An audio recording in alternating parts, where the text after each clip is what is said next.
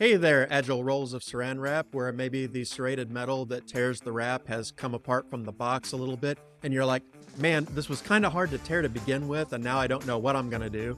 And welcome to another episode of Agile Bytes, the podcast sponsored by Integrity Inspired Solutions, where we build software in an agile manner, day in and day out. You know, by the time you hear this episode, it will have been a little bit over a week, but I made a post a little while ago on LinkedIn talking about the different ways people think about story points. Now, the post was not to argue with story points or to decide if they were useful or not, or to even talk about which view was the best. But the point was just that when you are talking with people about story points, they may have a different idea in their head of what story points mean than you might, or even among the same teams. And so it's good to clarify that before the conversation progresses any further. This episode is not about story points, but what it is about is one of the comments in response to that post was a representative from Rally Software, an employee from Rally, and he said something to the effect of, you know, at Rally, we've got lots of teams' data under the microscope, which is kind of interesting to think about on its own. But he says it turns out that when you use story points and hourly estimates for your task, you have 250% higher quality than teams that don't do this. And he posted a slide from Rally that illustrated this. And this was a very interesting claim. And I've learned that whenever someone posts a statistic or a quote or something of that nature,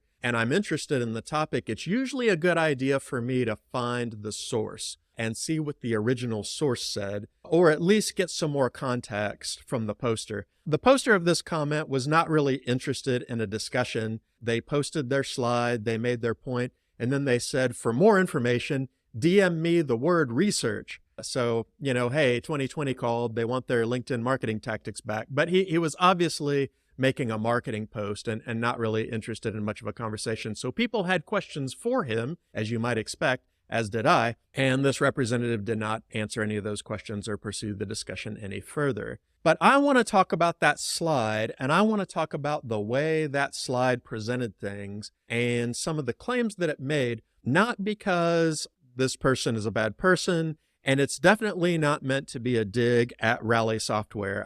I don't use Rally Software, so for all I know, it's amazing. And maybe in general, their marketing materials are pretty good.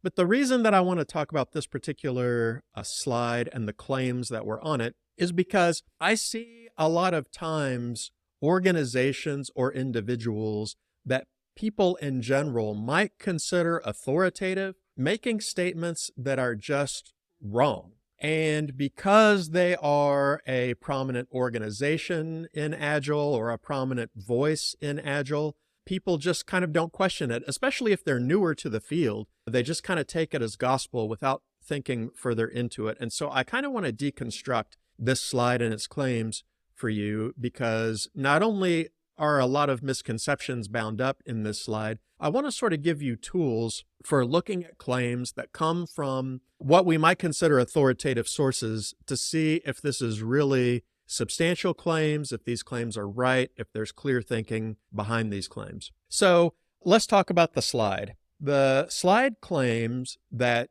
Scrum teams that put story points on every story and give hourly estimates for each task has 250% higher quality than Scrum teams that don't do this. And the way the slide characterized these two teams was particularly interesting because it referred to teams that use story points and hourly task estimates as doing full Scrum and teams that didn't do that as doing lightweight Scrum. Now, again, if you're kind of new to the field, maybe even if you're a new Scrum master and you read that, you would think, oh, wow, you know, if I really want to do full Scrum, then I better start using story points and doing hourly estimates on tasks. The thing is, story points and hourly task estimates are nowhere in Scrum. They are not in the Scrum Guide. They are a tool that some Scrum teams find value in or use. But if you're doing everything in the Scrum Guide, you're doing full Scrum. There is no lighter weight version of that, sans story points and hourly estimates. So already the slide is giving misleading information. It's telling you that if you don't do these things, which I guess Rally thinks are important, maybe their software is designed to accommodate that, so they want you to do those practices. If you're not doing those things, you're not really doing full Scrum. You're doing lightweight Scrum, which is just an amazing claim, right? Like, if you're doing everything in the Scrum guide, you're only doing lightweight Scrum. But if you're doing everything in the Scrum guide and this extra stuff we think is cool, then that's when you're really doing Scrum. So it's just, it doesn't make much sense, right? It's already misleading coming out of the gates. But something else that was interesting is this slide also claimed, and this was in small print, that lightweight Scrum outperformed full Scrum in every other category, which is pretty interesting, right? Like, that seems like an interesting thing to say. So teams that don't use story points or hourly task estimates actually outperform teams that do in virtually every way you can imagine, except for potentially quality, which is what this slide was talking about, which is an interesting claim to make, right? And even Ken Schwaber has said that, or maybe it was Jeff Sutherland, it's one of those two, it's one of the two founders of Scrum, has infamously said that teams that do hourly task estimates are wasting time and are commonly outperformed by teams that don't do that. So maybe that statement was a nod to that. I don't know, but that's definitely interesting. So this representative of Rally was even sort of misrepresenting the data in a certain way, right? Because he was trying to say that you should use story points and you should use hourly task estimates. Why? Because it gives you a 250% increase in quality. But the very slide he was using had, in much smaller font, that lightweight Scrum was better, like quote unquote lightweight Scrum, in other words, Scrum according to the Scrum guide, was better in every other situation but that one. So I don't know. I don't really know what you're supposed to do with that. So right out of the gates, we've got some problems. But what was interesting to me and to several of the readers, and of course, people who follow me on LinkedIn generally have a certain kind of mindset, and they had questions about this, right? Specifically, what do we mean by quality? What does that slide mean when it says you have 250% higher quality? What are you measuring? What are you talking about? Well, of course, the original poster of that comment, I wasn't inclined to weigh in. So I began looking for the source of this slide. And it turns out that this slide is from a short ebook published by Broadcom, which is a company that acquired Rally Software. And I forget the exact title of it. It's something about the impact of Agile quantified. That may be the title. The title's very close to that, where they basically analyzed data that people were putting into Rally and came up with different conclusions based on the numbers that they found. And in the larger ebook, they define quality as defect density. So what's defect density? It's the number of defects divided by the number of man-hours that were spent resolving those defects. The ebook never defined defect, which I think is also a problem, right? Defect means a lot of different things to a lot of different people. As anyone who has developed software for real knows, you have that quality assurance person who's like, well, this red word is not as red as I think it ought to be, and that's a defect, right? Or, you produce something and then 5 months down the road, someone types in bad data and it jackknifes something, and that's a defect, right? So, here's the requirement the client didn't tell you about. That's a defect, right? So I don't know what defect means in light of this quote unquote research, but the way they set up this math is already nuts, right? The number of defects divided by the number of man hours as a measure of quality, because obviously, if the number of defects is high, then your defect density will be high as well, right? The number on top, the bigger it gets, the bigger your number gets, right? So if you have 3 defects, you're going to have a lower defect density than if you have 5 defects, right? So that part is okay. That kind of makes sense. Dividing it among man hours is where things get weird, because the more hours you spend fixing defects, the lower that number gets, right? If you think about a fraction, if the number on top gets bigger, then the number is bigger, right? But if the number on bottom gets bigger, it's smaller, right? 1/4 is smaller than 1/2. 1/16 is smaller than 1/4. The bigger that number on the bottom gets when you're dividing something, the smaller it becomes. And so this produces some interesting scenarios, right? Because if this is a good formula for determining quality, then that means that if I produce 3 defects that take less than an hour to fix, that is so much worse from a quality perspective than if I create 2 defects that take 5 weeks to fix. In fact, that second scenario is way, way better according to this quality formulation that they put out. So that information was not present in the slide. You had to go dig up the ebook to find this out. That's what quality means in terms of the story. And I think most of us would agree that this is probably not a great measure of the impact of quality. Anytime you have a situation where if it takes us more time, if we do more rework, if it takes more time to fix bugs, that means our quality is better.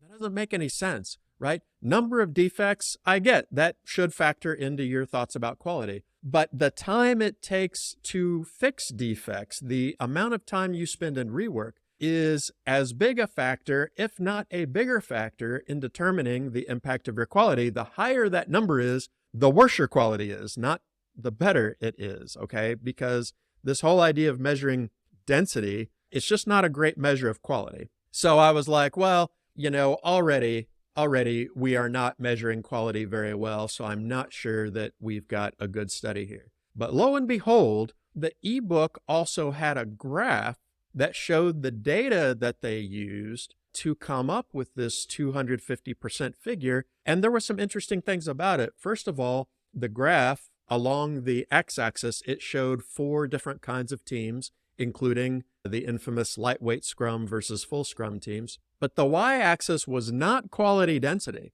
Like they said in their text, the y-axis was number of released defects. So there was no dividing amongst man hours or anything at all, like they said elsewhere in the book, which I suppose is good. Number of defects on its own, I think, is a better measure of quality than number of defects divided by man hours, because at least it's not doing misleading mathematical things. But anyway, so the graph that generated this 250% figure was different than their definition of quality. And then when you looked at the graph, the bar for lightweight Scrum and the bar for full Scrum teams, there was not 250% difference between the bars on that graph. The quote-unquote lightweight Scrum was not 2.5 times larger than the full Scrum bar. So the proportions shown on the graph were vastly different than that reported figure. And I was trying to figure it out. They didn't show actual totals, so I kind of had to eyeball it. It looked like they were saying that the full Scrum teams would release 6 defects per release, I suppose, and the lightweight Scrum teams would release 10. That's about what the proportions look like. Both of those numbers seem high to me in terms of defects per release, but I mean, your mileage may vary. But obviously 6 and 10 are not 250% different. So I thought, well, maybe I'm not eyeballing this right. Maybe, the full Scrum team is actually 5 and the lightweight Scrum team is actually 12. If you look at it that way, you can sort of wrangle out, if you round right, 150% difference, not 250% difference. And so I was thinking, okay, well, if they kind of did this and maybe the graph doesn't show that disparity very well, the most you could possibly squeeze out of that is 150%. This is a common mathematical error that people make when they are talking about percentage comparisons, right? If something is twice as big as something else, people will often informally say it's 200% bigger, but that's wrong.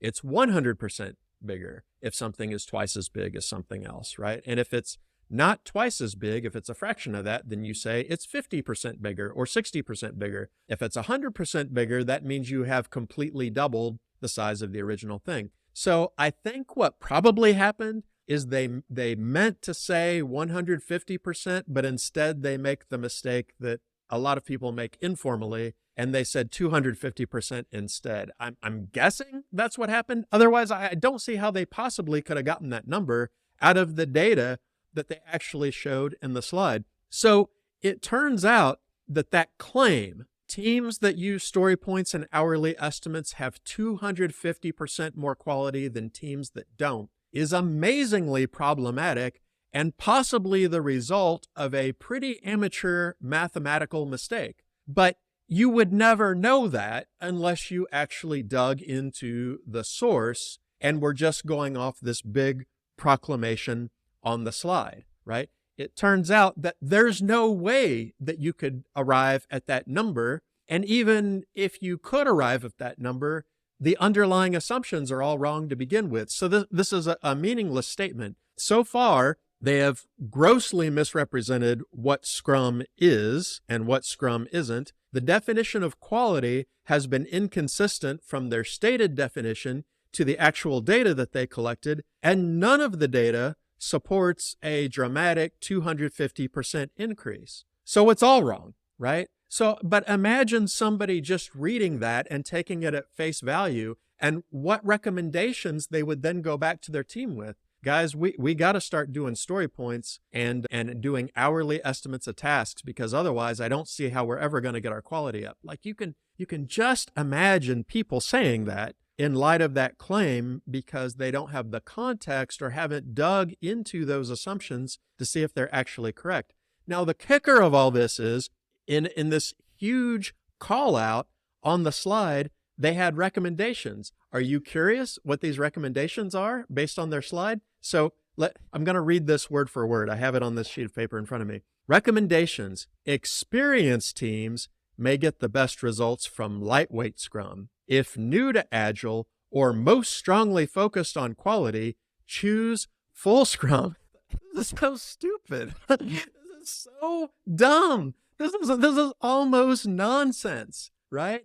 Do full Scrum if you're new or you're interested in quality, but you might do better with lightweight Scrum if you know what you're doing. I don't know. Do we bleep stuff out if I swear? What the heck? This makes no sense. But again, imagine somebody seeing this slide coming from a company that builds ALM software, and they're like, oh my gosh, well, my team is focused on quality, so I guess we better start doing full Scrum. We've been doing lightweight Scrum the whole time, just going by the Scrum guide. I had no idea. Like, you can see people doing this. These recommendations make no sense, and they're certainly not derived from any kind of actual data. But the thing is, managers are going to see that. CTOs are going to see that. Maybe even your own Scrum team members are going to see that. And they're going to think this is authoritative. They're going to think this means something, and it's going to inform the decisions they make. Oh my gosh. Can you imagine a manager seeing this slide and then sending an email to all their Scrum masters? All of our Scrum teams now have to start using story points and hourly task estimates so that quality can improve. You know I'm right about this, guys. You know there's a manager out there doing things like that because of claims like this. The best thing that I can tell you is, if you are in this field, is to never blindly accept what anyone says, no matter what the source is. Even if it's me. I don't care if they wrote books. I don't care if they have a podcast. I don't care if they are a certification organization that will certify you in Scrum or some kind of Agile thing. I don't care if everyone quotes this person. I don't care who they are or what they are. Do not blindly accept claims they make about Agile or Scrum or the impacts that these kinds of things will have on your team. Now, they may be completely right. Okay? I'm not saying you should disregard everything that everyone says. I'm not saying that you shouldn't take experienced advice into account. I'm not saying you shouldn't take what other people have discovered who maybe are further along in their journey than you and use that as you're making your decisions. By all means, there's a reason that authorities exist, and there's a reason people speak from their experience and companies speak from what they know. And it would be dumb to never listen to anybody for anything and just try to figure everything out for yourself from ground zero. I'm not saying that, but at the same time, you cannot just blindly accept things just because they come from an authoritative source. I cannot tell you how many times in discussing the merits of a practice or what happens with teams, somebody comes out with, well, Mike Cohn says yada, yada, yada, or, well, in this certification agency, they said this, that, and the PMI ACP exam, they said that all Agile teams use sprints, and you're not. People appeal to authority all the time in these discussions because they just assume these authorities must be right. You cannot make these assumptions. All of these groups that I've mentioned routinely get things wrong. I get things wrong. Or at the very least, they might say something that has been a product of their experience, but it is not applicable to your experience and your context. So that's why I wanted to talk about this slide. Again, I'm not trying to say Rally is bad software or Broadcom is a bad company. I'm not trying to say marketing is bad. I'm not trying to say their marketing is bad. But what I am saying is there were a lot of authoritative claims advanced by what some might see as an authority in the Agile space. And it turned out to all be nonsensical trash. There was nothing to it at all. It made no sense. Their conclusions were completely unfounded, and their recommendations are nonsensical. But you would sort of have to dig into what they said in order to get behind their claims to discover that. And I would just encourage you to do that. Just don't take things at face value. And if you don't have the context or the time or the ability necessarily to evaluate those claims, get someone to help you do it. It's worth it, because I'm telling you, there is so much misinformation out there in the Agile community that is sponsored by quote unquote authorities. Again, always take people's advice into account. Always seek to learn from people and organizations that are further ahead than you, but do not blindly accept. Do not ever turn your antenna off. Do not ever abandon skepticism and empiricism, especially in this field. Everything that people say has to be demonstrated when it comes to software development. We're not talking about morals and ethics and metaphysical considerations. We're talking about what works and doesn't work in software development. And ultimately, the final court of appeal is going to be what you weigh and you experiment and you find out is correct for your context. Thanks everyone for listening to Agile Bites. Agile does sometimes bite, but we don't think it always has to. If you enjoyed what you heard today, don't forget to like and subscribe to this podcast on whatever platform you happen to be using. And if you can, leave us a comment, because we'd love to hear your feedback. What things would you like to hear about? What things did you hear that were valuable to you today? You can also head over to integrityinspired.com to sign up to our email list. But that's all for today, folks. We'll see you next time.